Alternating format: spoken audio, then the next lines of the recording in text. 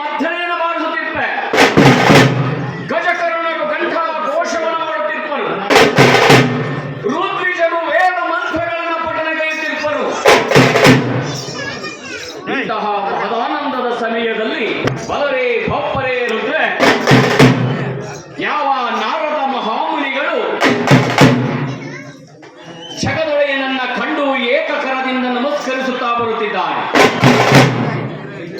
ಹೇ ಪರಮೇಶ್ವರ, ಪಾಹಿ ಮಾಂ ಪರಮೇಶ್ವರ, ಜಗದ ನಾಟಕಕಾರನೇ, ಜಗದೀಶ್ವರನೇ, ಚಂದ್ರಶೇಖರನೇ, ಕರುಣಿಸು ಕರುಣಿಸು ಕರುಣಿಸು ಎಂಬುದಾಗಿ ಆ ನಾರದ ಮಹಾಮುನಿಗಳು ಏಕಕರದಿಂದ ನಮಸ್ಕರಿಸಿಕೊಂಡು ಕೈಲಾಸದ ಮಹಾದ್ವಾರಕ್ಕೆ ಬರುತ್ತಿದ್ದಾರೆ. ಪಕ್ಕದಲ್ಲಿ ಕುಳಿತಿದ್ದಂತಹ ಜಗನ್ಮಾತೆ ಪಾರ್ವತಾದೇವಿ ಪರಮೇಶ್ವರನನ್ನ ಕೇಳುತ್ತಿದ್ದಾಳೆ.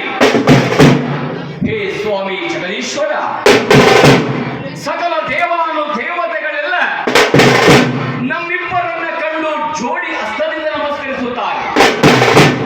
ಆದರೆ ಈ ನಾರದ ಮಹಾಮುನಿಯು ಏಕಕರದಿಂದ ನಮಸ್ಕರಿಸಿದಲ್ಲವೇ ಸ್ವಾಮಿ ಎಂಬುದಾಗಿ ನುಡಿಯುತ್ತಿರಬೇಕಾದರೆ ಆಗಲ ಜಗದೊಡೆಯನಾದ ಪರಮೇಶ್ವರನು, ಏ ದೇವಿ, ಎಲ್ಲ ದೇವಾನು ದೇವತೆಗಳು ನರಮಾನವರಾದಿಯಾಗಿ ನಮ್ಮಿಬ್ಬರನ್ನ ಕಂಡು ಜೋಡಿ ಹಸ್ತದಿಂದ ನಮಸ್ಕರಿಸುತ್ತಾರೆ. ಆದರೆ ಈ ನಾರದ ಮಹಾಮುನಿಗಳು ಮಾಡಿದ ಏಕ